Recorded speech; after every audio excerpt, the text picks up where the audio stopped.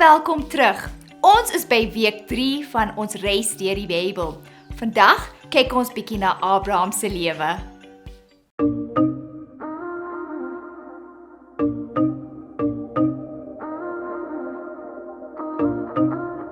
Lately I've been reeling, watching the nightly news. Don't seem to find the rhythm, just wanna sing the blues. Feels like a song that never stops.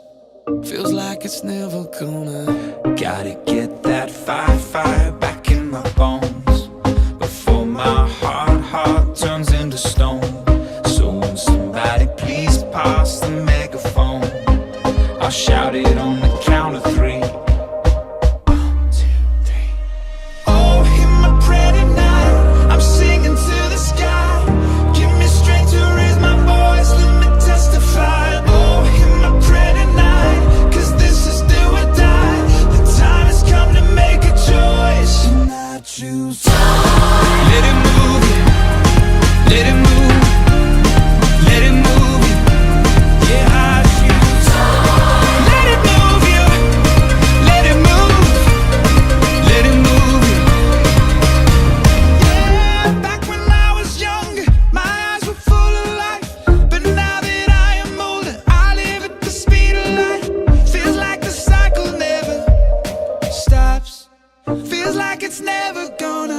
Gotta get that fire back in my bones before my heart turns into stone. So when somebody please pass the megaphone, I'll shout it on the count of 3. 1, 2, 3. Oh, in the pretty night, I'm singing to the sky. Give me strength to raise my voice, let me testify. Oh, in the pretty night, 'cause this is do or die. Time has come to make a choice, and I choose. Let it move you, let it move, let it move you. Yeah, I choose. Let it move you, let it move, let it move you. Though I walk through the valley in the shadow of night, oh, with you by my side, I'm stepping into the light. I choose. Let it move you, let it move, let it move you. Joy down in my heart to stay. I need that joy down in my heart to stay.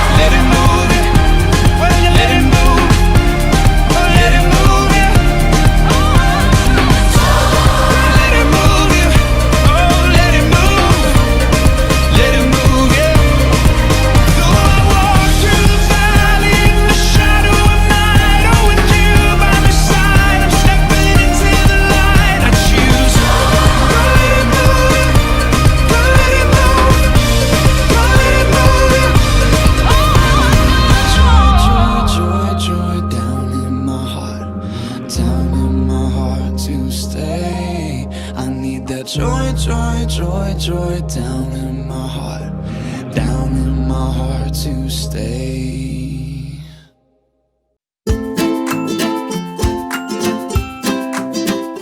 Voor ons by Abraham uitkom, wil ek net 'n bietjie recap.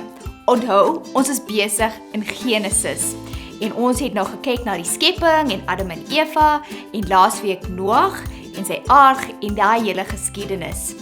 Maar in Genesis, dis 'n baie belangrike boek van die Bybel, omdat dit sê vir ons wat presies het gebeur in die begin van die wêreld. So die eerste 'n paar hoofstukke, Genesis 1 tot 11, was 'n kwart van daai boek is daai stukkie. So dit gebeur oor 'n lang periode.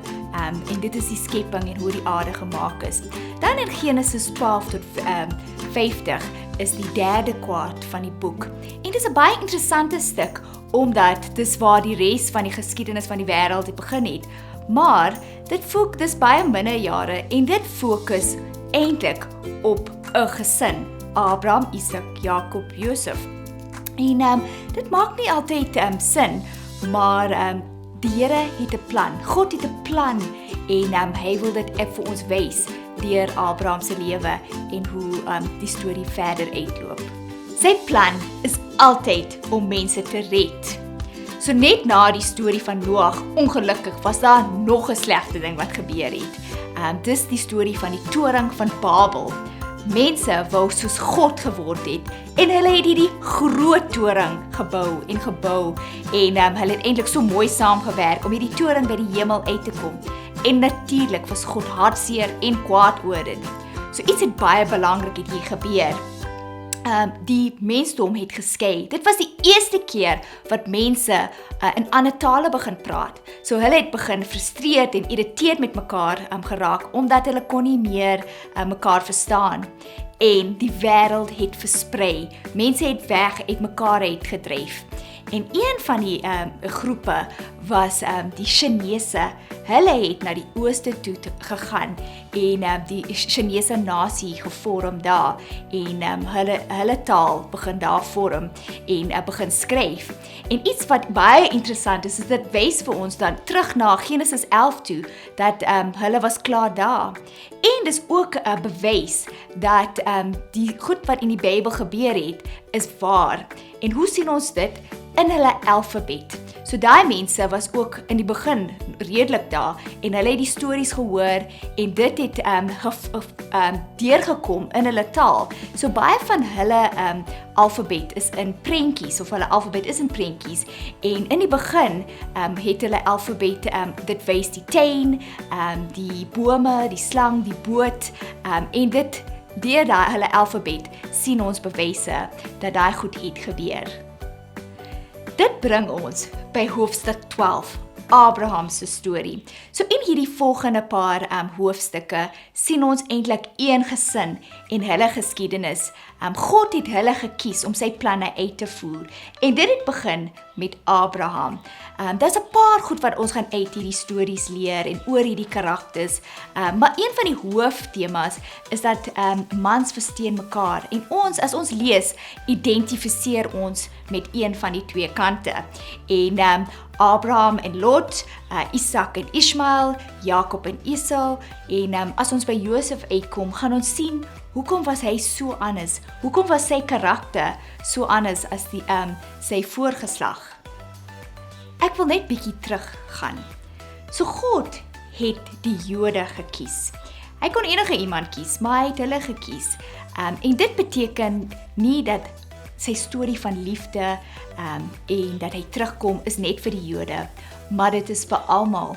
En dit was hulle verantwoordelikheid om daai goeie nuus te deel. Dis 'n goeie prentjie, of hier's 'n goeie prentjie vir jou.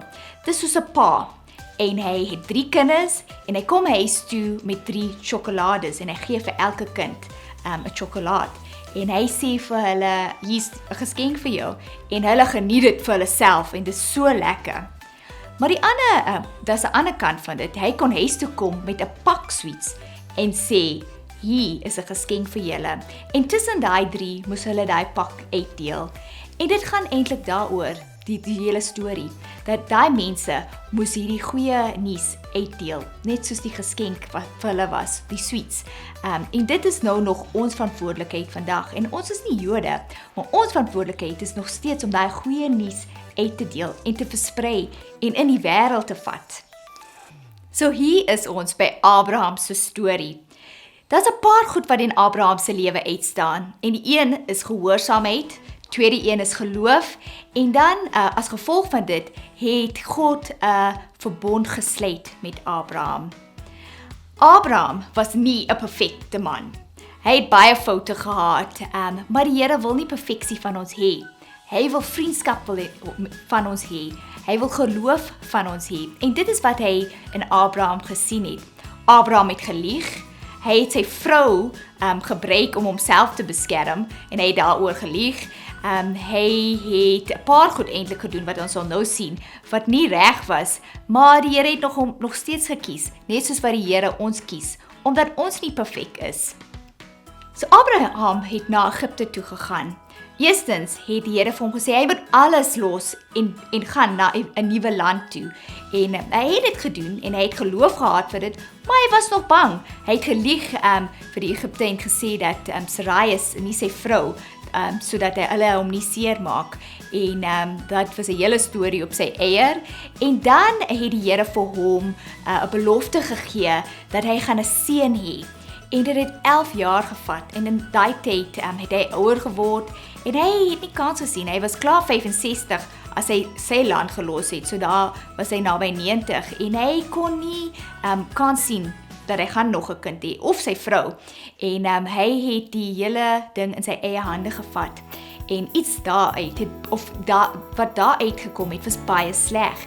'n hele nasie was gebore uit die kind wat hy probeer maak uit sy vlees, met Hagar en Ishmael, en ook 'n ander storie op sy eie. Maar na 'n paar jaar het hy vir Isak gekry, die belofte seun en sy nageslag. En dan Isak was baie jonk en God het vir Abraham gevra om iets baie wreed te doen, om hom dood te maak, om hom 'n offer te maak. En hier kom Abraham se ware karakter uit, sy geloof in God, en hy het geweet dat God kan enige iets doen. En as hy hom vra om sy seun dood te maak, sal hy hom ook kan weer laat opstaan. En in geloof het hy opgestaan en op die berg geklim en alles gevat wat hy nodig gehad het. En daar, net voor hy vir Isak moes opoffer, het die Here vir hom gesê, stop, ek sien jou hart en jou geloof. En ons leer so baie uit Abraham se lewe en wat is die regte dinge om te doen, maar ook dat ons hoef nie perfek te wees, maar ons moet die heeltyd vir die Here soek en sy stem hoor. En selfs in moeilike tye, soos Abraham, ek dink dit sou baie moeilik gewees om die Here se stem te hoor, maar dit was duidelik vir hom dan. En so ek wil dit met jou los en sê dat die Here het vir ons beloftes gegee, soos ons laasweek gehoor, en hy dra ons selfs deur moeilike tye. En as jy nou, ek weet baie van ons gaan deur moeilike tye, met skool wat nie opgaan, en COVID het klomp goedjies vir ons gebring. Maar hou vas aan die Here, hou vas aan wat hy vir jou sê. Leer sy woord en sit dit diep in jou hart. Lees deur hierdie stories en laat dit jou bemoedig en hoop gee dat die Here is in beheer. Hy ken alles en hy het die beste vir ons in die toekoms.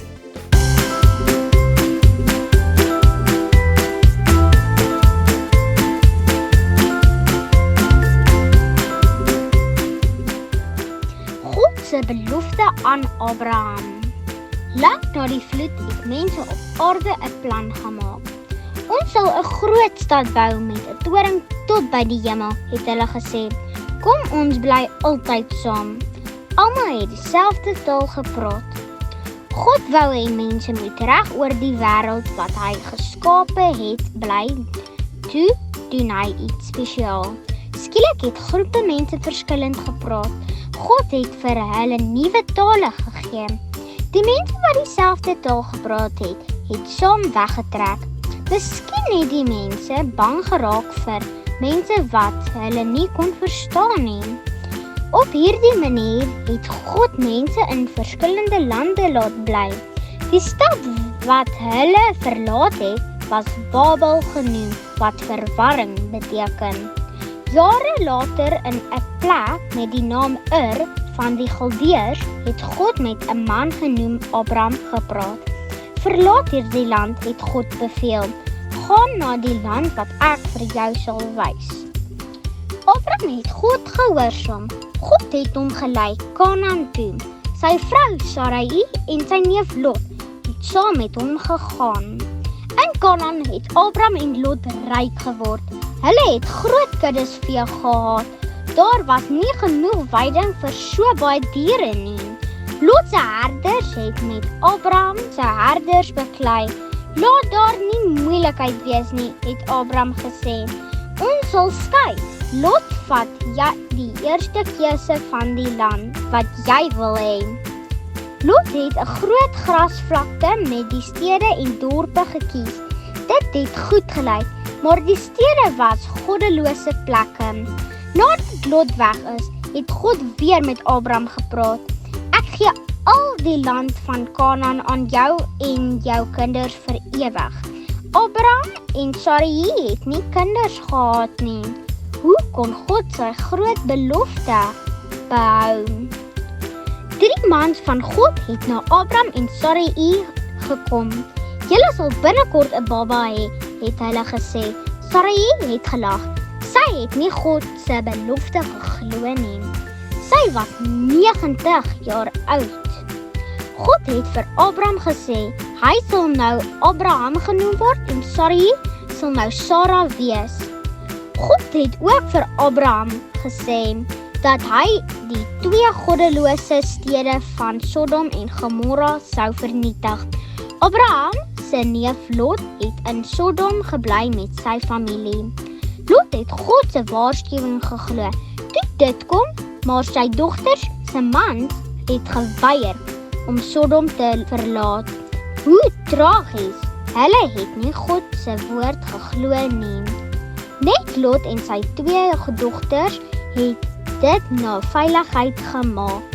Ongelukkig het Lot se vrou God se waarskuwing ongehoorsaam en teruggekyk toe sy hardloop. Sy het in 'n soutpilaar verander. God het sy belofte aan Abraham en Sara nagekom. Hulle het 'n kind op hulle ou dag gehad, net soos God gesê het. Hulle het gejuig met die geboorte van Isak. Miskien het Abraham ook gedink aan God se belofte om Kanaan aan hom en sy kinders te gee vir ewig. God sou daardie belofte ook nakom. God kom altyd sy beloftes na.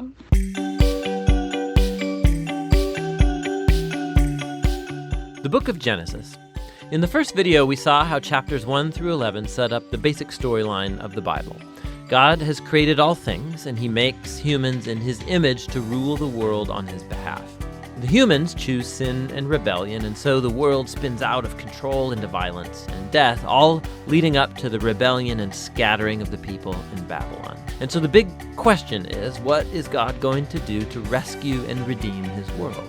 Well, out of that scattering at Babylon, the author traces a genealogy of just one family that leads eventually to a man named Abram, later known as Abraham. And God's promise to Abraham at the beginning of chapter 12 opens up a whole new movement in the story. God calls Abraham to leave his home and go to the land of Canaan, which God says will become his one day. And in that land, God promises to make Abraham into a great nation, to make his name great and to bless him. Now, these promises are connected back to earlier parts of the book. So Babylon had arrogantly tried to make a great name for itself, and that didn't go over very well. But God, in his generosity, is going to bestow a great name on this no-name guy, Abraham. And God's blessing of Abraham echoes all the way back to that original blessing God gave humanity in the beginning. So the question is, why is God going to bless Abraham and his family? And the last line of God's promise makes this clear. So that all the families of the earth will find God's blessing in you. Now this is key for understanding the whole rest of the biblical story. God's plan is to rescue and bless his rebellious world through Abraham's family. And this is why the whole rest of the Old Testament story is just going to focus on this one family, eventually called the people of Israel. This is also why Israel will later be called a kingdom of priests at Mount Sinai. God wants to use them to show all of the other nations what he's like. And ultimately, this is the promise that gets picked up by the later biblical prophets and poets who say that its fulfillment will come through Israel's messianic king, whose reign will bring justice and peace to all of the nations. Now, at this point of the story, none of that's clear. You just have to keep reading and watch the promise develop. And so the rest of the book focuses on Abraham and his family. First, Abraham himself, then his son Isaac, and then his son Jacob, and then Jacob's 12 sons. And the stories about each generation, they're united by two main themes. So first, each generation of Abraham's family is marked by repeated failure. They just keep making really bad decisions that mess up their lives and that put God's promise in jeopardy. However, God remains faithful to them. He keeps rescuing them from themselves and reaffirming his commitment to bless them and bless the nations through them despite their failings. So the Abraham stories. God had promised Abraham a huge family, but on 2 different occasions, he's afraid for his life because other men are attracted to his wife, and so he denies that he's even married to her, which creates, of course, all of these problems. And not only that, Abraham and his wife Sarah, they can't have children, and so Sarah arranges for Abraham to sleep with one of their servant girls, which also creates all of these problems in the family. But each time, God bails Abraham out. And in chapters 15 and 17, God even formalizes his promise to Abraham with an official commitment called a covenant. This is a classic scene. God invites Abraham to look up at the night stars and to count them. And he says, that's how numerous your family's going to be. And despite all of the odds, having no kids and no way to have any at the moment, Abraham looks up in the sky and simply trusts God's promise. And God responds by entering into a covenant with Abraham, promising that he will become a father of many nations, that God's blessing may come to the whole world. God asked Abraham to mark his family with a sign of the covenant, circumcision of all the male boys in the family. This is a symbol to remind them that the fruitfulness of their family is a gift from God. And so Abraham has lots of kids eventually, and he dies at a good old age.